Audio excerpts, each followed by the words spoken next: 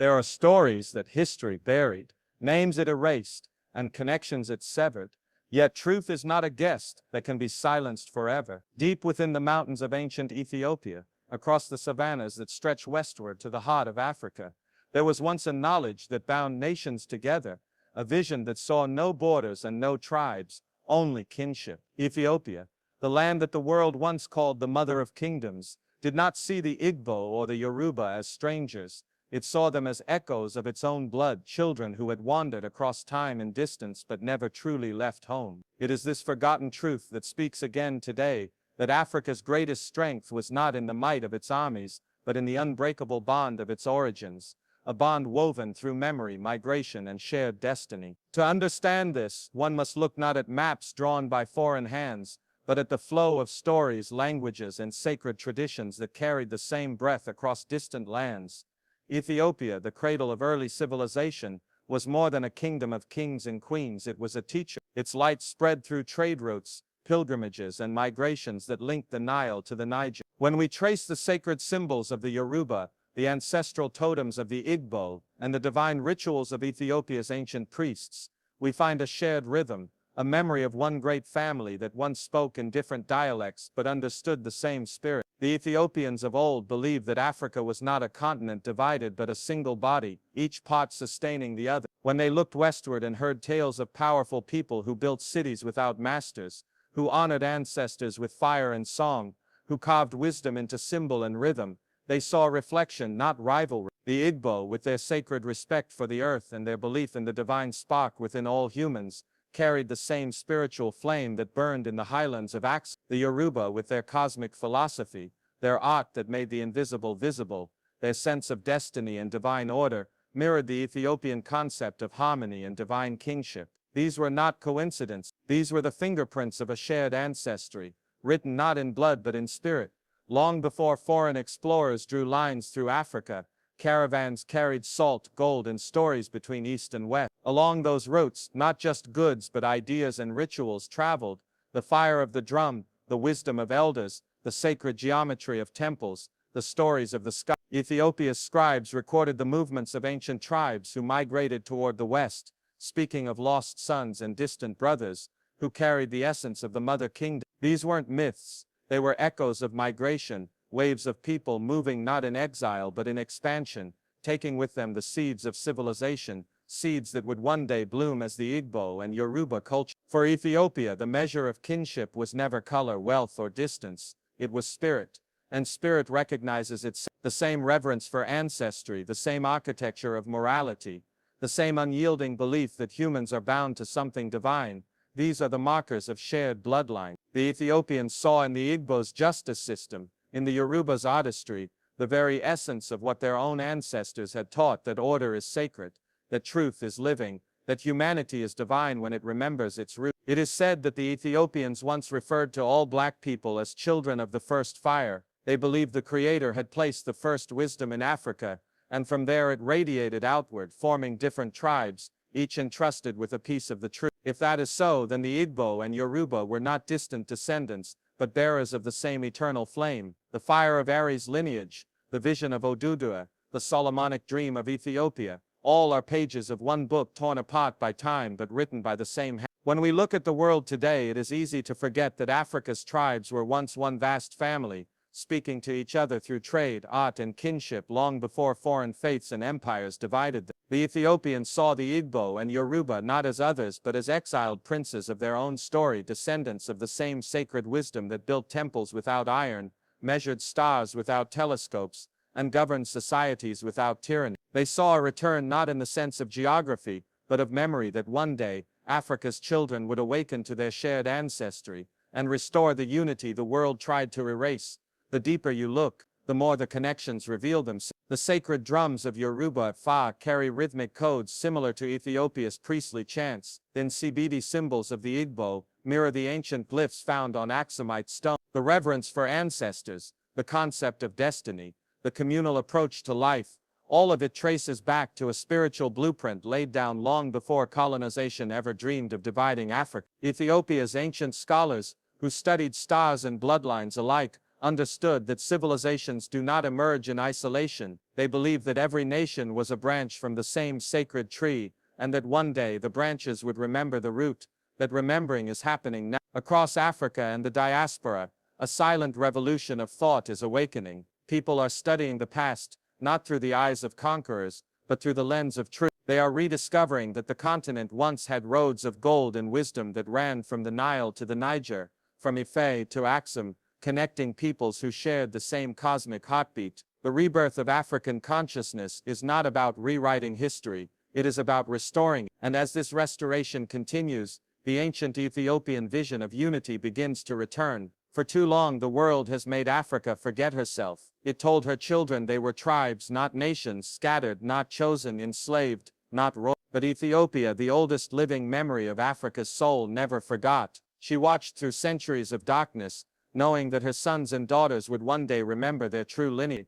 And when they do, the world will tremble, because the reawakening of Africa is the reawakening of human dignity itself. The Igbo will rise remembering their covenant with the earth. The Yoruba will rise remembering their art and order. The Ethiopians will rise remembering their divine heritage. And when these three lights shine together once more, they will illuminate the entire continent. The return of Africa does not mean a return to a time long gone. It means a return to purpose, to power, to truth. It means the restoration of an ancient identity that can no longer be hidden beneath lies. In the eyes of ancient Ethiopia, the Igbo and Yoruba were never lost. They were the proof that Africa's greatness could never be contained by geography. They were living chapters of a sacred story, a story still being written today by those who dare to remember. For Africa's sons and daughters, the message is clear. You are not remnants of a broken past, but inheritors of an unbroken legacy. The same spirit that raised empires in Axum, in Ife, in Nari, still burns within you. The question is not whether Africa will return, but when her children will rise to claim the fire that has always been there. And when that day comes, when the Igbo, Yoruba, and Ethiopian remember not only who they are but who they were together, the chains of history will shatter. The world will once again turn its eyes toward the continent where civilization began, and see that the mother of nations has awaked. The lost sons have returned, not to kneel before their past, but to stand upon it, and to build the future Africa was always destined to lead. In the distant dawn of African civilization, when the winds of the Nile carried the whispers of kings and queens, when the stones of Axum and Nok held the memory of gods, and when the earth still trembled beneath the rhythm of ancient drums, Ethiopia looked across the continent and saw reflections of herself in the faces of her distant sons, the Igbo and the Yoruba. To her, these were not strangers divided by distance or tongue, but fragments of one soul scattered across the geography of time. She saw in their spirit the same flame that had burned in her highlands, the fire of endurance, of brilliance, and of an unbroken will to remember who they were even when the world conspired to make them forget. For in those ancient days, identity was not defined by borders or flags, but by the vibration of ancestry, by a shared pulse that spoke through rituals, symbols, and songs that echoed from Ethiopia's hills to the forest of Igboland and the plains of Yorubaland. The ancients understood something that modern scholars have yet to grasp, that Africa was never a land of separate peoples, but one vast spiritual empire whose children carried the same codes in their blood. The patterns of Nsibidi carved into sacred stones spoke the same visual language as the Ethiopian gaze inscriptions etched into ancient temples. The chants of Yoruba priests calling upon Olodumare shared the same cosmic reverence as Ethiopian priests,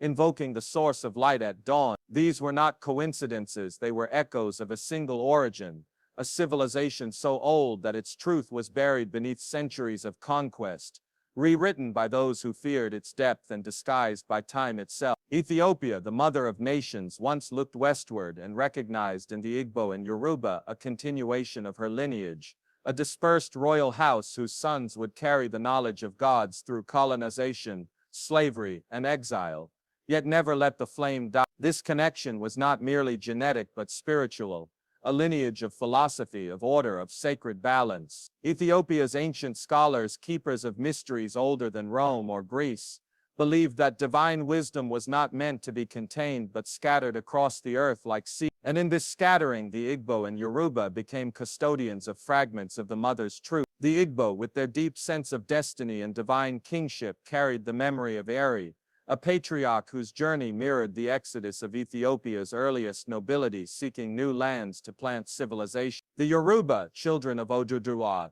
remembered through their myths the descent of light from the east, a light that scholars still debate but which oral traditions whisper came from Ethiopia's sacred highlands. Each tribe carried pieces of the ancient world like shards of a mirror once whole. But history, as written by the conqueror, sought to silence this connection. The colonial scholar, armed with ink and arrogance, severed the continent into artificial identities and called them tribes, as if a word could erase millennia of shared heritage. Yet truth has a pulse and memory cannot be colonized. When one studies the ancient architecture of the Yoruba, the pyramidal tombs and symbolic gates, one sees reflections of Axum's monolithic design. When one listens to the rhythmic poetry of the Igbo griots, one hears tones that mirror Ethiopian chants, both rooted in the same ancient harmonic consciousness that bound language and spirit as one. Even their cosmologies intertwine, both peoples understanding creation not as a single event, but as a continuous unfolding,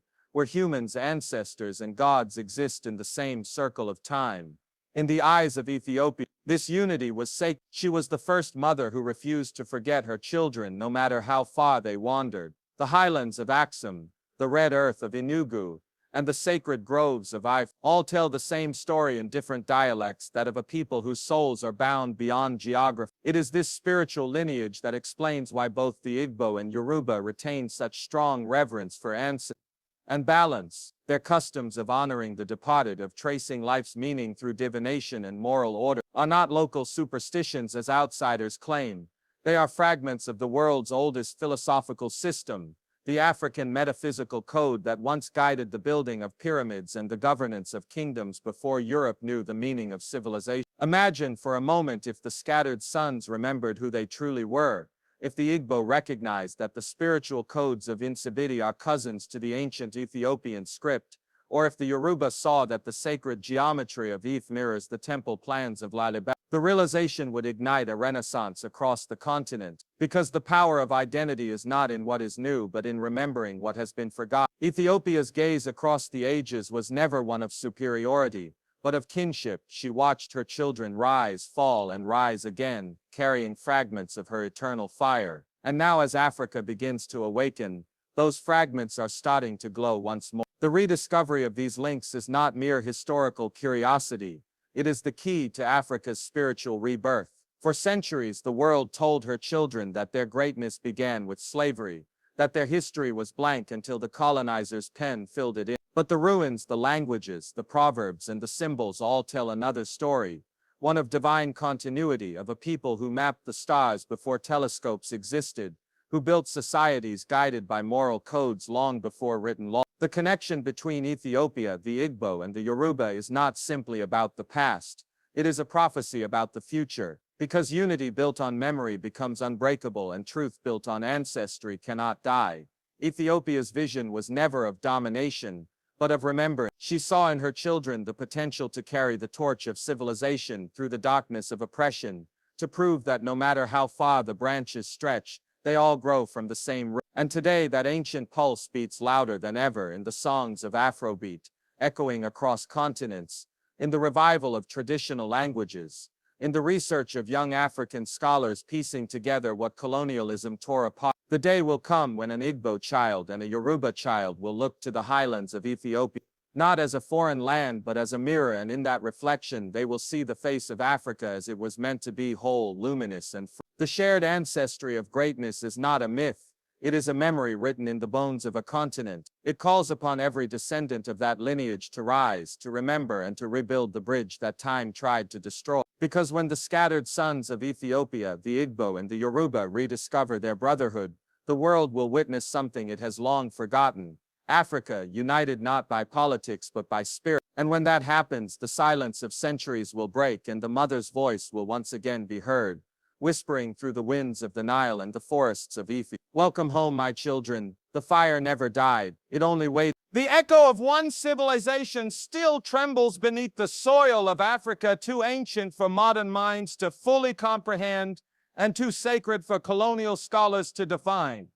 It whispers in the silence between languages, in the spaces where stone, song, and symbol meet, The same pulse that carved the sacred codes of Nsibidi in the forests of southeastern Nigeria beat within the chisels that shaped Axum's granite obelisks, and within the voices of Yoruba priests invoking the mysteries of Ifa. This was not coincidence, nor the random flowering of cultures separated by miles. It was the rhythm of a single heartbeat stretched across the body of a continent, a mother rhythm deep and unbroken that once guided the dawn of civilization itself. From the highlands of Ethiopia to the sacred groves of Ifa, the vibration of spirit, art, and law shared one source, one essence, one divine pattern of thought. When we gaze upon the symbols of Nsibidi, those curving lines that speak of destiny, love, power, and truth, we are not merely looking at drawings, we are seeing the syntax of an ancient African mind, a system that combined writing, philosophy, and mathematics long before the world learned to name them. Those same sacred ideas reappear in Ethiopia's Ge'ez inscriptions and in the pictorial artistry of Axumite stelae. Each line, each curve, each stone told a story of cosmic order and human duty. The Yoruba, in their oral cosmology, preserved this same sense of divine architecture through the verses of Ifa, a living library that links heaven and earth through coded. The priests who cast cowries and read destiny in the patterns of nature spoke the same spiritual language that Ethiopian scholars once uttered in their temples, interpreting the stars and the cycles of existence. This shared rhythm was not born from imitation, it was the result of a vast ancestral network, a web of migration, trade, and divine purpose that spanned the entire continent. Before empires rose and borders were drawn, there was only one Africa, breathing as one, dreaming as one. The people of Ethiopia and the people of the Niger shared myths of creation that began in light and ended in harmony. They built civilizations around moral order, not conquest. The rulers of both lands understood kingship not as domination but as stewardship, a sacred duty to maintain balance between man, nature, and spirit. To the Igbo, this was embodied in the concept of Ofo na Ogo, justice and purity of heart. To the Yoruba, it lived in Iwa Pele, good character and inner peace, and to the Ethiopians it was the essence of Tawahodo, unity in diversity, the merging of body and spirit into one truth. These concepts, separated by geography but identical in essence, prove that Africa once spoke a common spiritual language. The architecture, the music, the oral traditions all point toward an unbroken continuity. In the carvings of Yoruba masks, one finds the same elongated faces and divine symbolism seen in Axum sculptures. In the Igbo's complex social systems, one sees echoes of Ethiopia's age-old councils and communal order. Even in their musical scales and drum rhythms, scientists have found uncanny similarities, patterns that suggest an ancient sonic memory coded into the DNA of African culture. This rhythm was Africa's first book, the sacred drumbeat that carried knowledge before alphabets existed. Yet the tragedy of history lies in how this unity was buried beneath centuries of distortion. The arrival of foreign powers did not just conquer land, it severed memory. It convinced the children of one civilization that they were strangers to each other. Scholars from afar redrew Africa's mental map, creating artificial divisions between East and West, labeling what was once one great continuum as different tribes. But stone and spirit remember what ink forgets. The symbols of Nsibidi still align with Ethiopian geometric codes. The Yoruba's sacred city planning still mirrors Axum's celestial alignment. These are not coincidences of art, they are fingerprints of ancestry, proof that Africa's earliest civilizations were not scattered sparks but flames from the same fire. The rhythm that once united the continent was built on balance between reason and intuition, spirit and science, sky and soil. Ethiopia's stonemasons carved the universe into monuments. The Yoruba priests interpreted the universe through verses, and the Igbo philosophers embodied it in law and justice. Each carried a piece of a cosmic map that, when pieced together, tells the story of a civilization that understood the science of existence itself. The ancient builders of Africa were not imitators of foreign wisdom, they were its source. The mathematical precision in Ethiopia's obelisks, The astronomical alignment of the 5 sacred groves and the encoded philosophy of Nsibidi show that Africa had mastered the art of merging thought and creation. To understand this shared rhythm is to understand that Africa's greatness did not lie in isolated kingdoms, but in its collective genius. The ancestors saw knowledge as a circle, not a ladder. No culture above another, no race beneath another. This circular wisdom can still be felt today in African art, music, and spirituality. When a Yoruba drummer strikes his talking drum, and the Igbo ojini bell answers, and the Ethiopian lyre joins in harmony, something ancient stirs an unspoken unity that even centuries of separation cannot silence. It is the voice of that first civilization calling across time, reminding Africa that it was never divided by destiny, only by memory. The true power of this realization lies not in nostalgia but in awakening. To rediscover the rhythm of one civilization is to reclaim the knowledge that Africa once ruled not by sword but by spirit. The day the Igbo scholar deciphers Nsibidi as the sister of Ge'ez. The day the Yoruba sage recognizes the Ifa verses as echoes of Axumite hymns will be the day Africa reclaims its original rhythm, a rhythm not of imitation but of creation. For the wisdom of the ancestors was never lost. It was only scattered, waiting for a new generation to listen. And when that generation rises, when it listens beyond language, beyond colonized history, it will hear what the ancients heard, the heartbeat of a continent that once moved as one. That heartbeat still thunders in silence.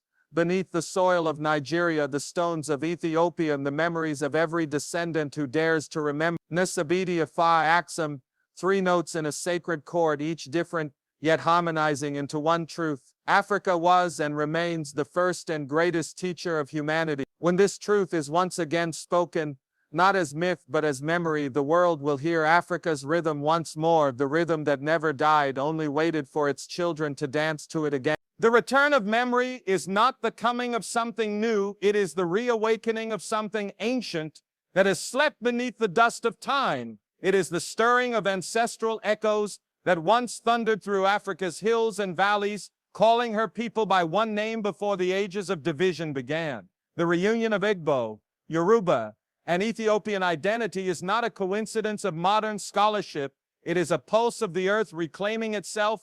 For centuries, the world told Africa to forget her science, her language, her monuments, her bloodlines, and even her own name. But memory is not so easily silenced. Beneath every rhythm, every proverb, and every sacred story, Africa hid her truth, waiting for the day her children would remember. That day is now. And as this memory rises, it carries with it the undeniable evidence that Igbo, Yoruba, and Ethiopian greatness was once one continuous flame scattered by time but never extinguished.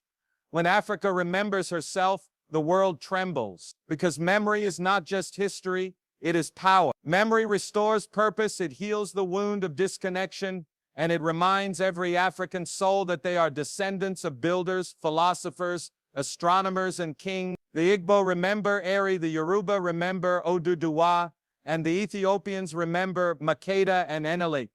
Each name a spark in a vast ancestral constellation that stretches beyond borders. These were not just people, they were symbols of divine architecture, builders of nations rooted in balance, knowledge, and light.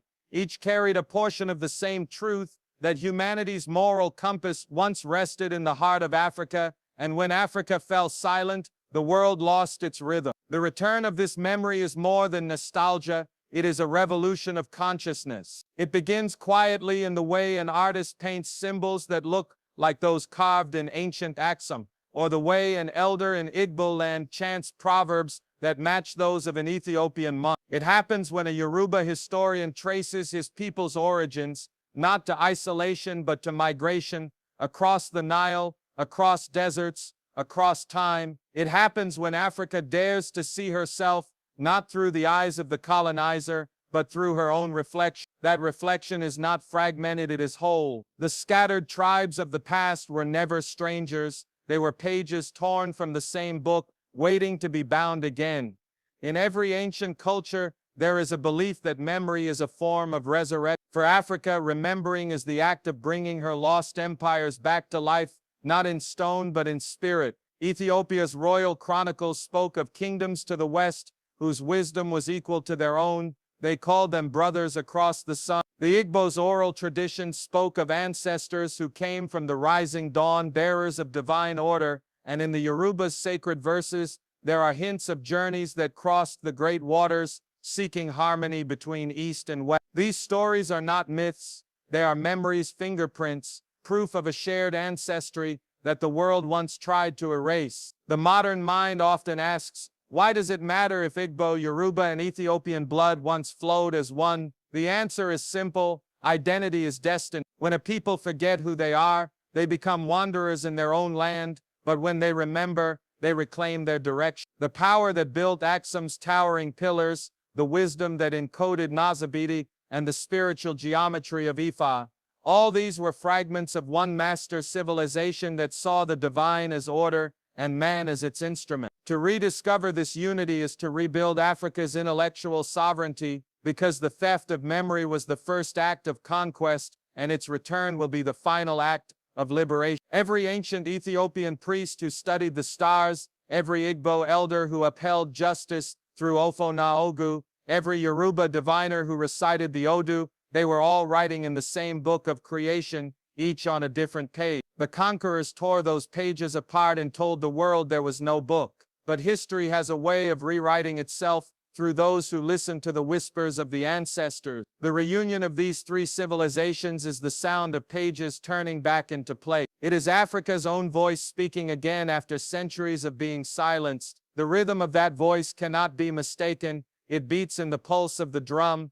the stride of the dancer, the courage of the scholar, and the wisdom of the elder. When the Igbo scholar decodes Nsibidi and finds echoes of gaze within its lines, when the Yoruba philosopher recognizes that the sacred Ifa verses share the same numerical philosophy as Ethiopian astronomy, the wall of separation begins to crumble. The old borders fade and a new map appears, not drawn by colonial hands, but by the spirits of those who came before. This is not a return to the past, it is a return of the past, a past that breathes and evolves within the present. Africa is not rising anew, she is remembering her original height.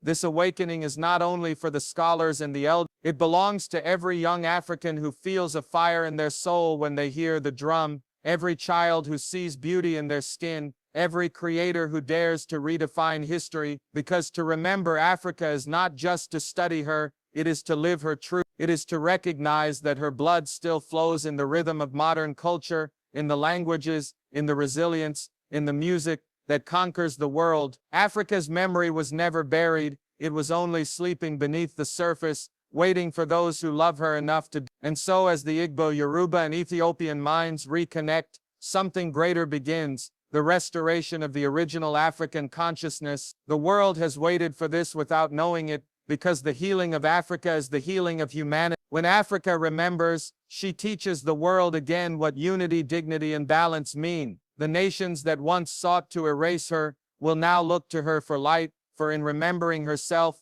she will show mankind its forgotten origin. This is not a myth, not a fantasy, it is an inevitability, because truth cannot be destroyed, only hidden, and every hidden truth must one day rise. The same sun that once shone over Axum now rises over Enugu and Isle Ifa, illuminating the same soil that bore kings and queens of eternal wisdom. The return of memory is that sunrise, the dawn of Africa's soul after a long night. When the Igbo, Yoruba, and Ethiopian spirits recognize one another again, when the flame of shared ancestry burns in their eyes, the world will know that Africa has not returned. She has always been here, waiting for her children to wake up and remember her name.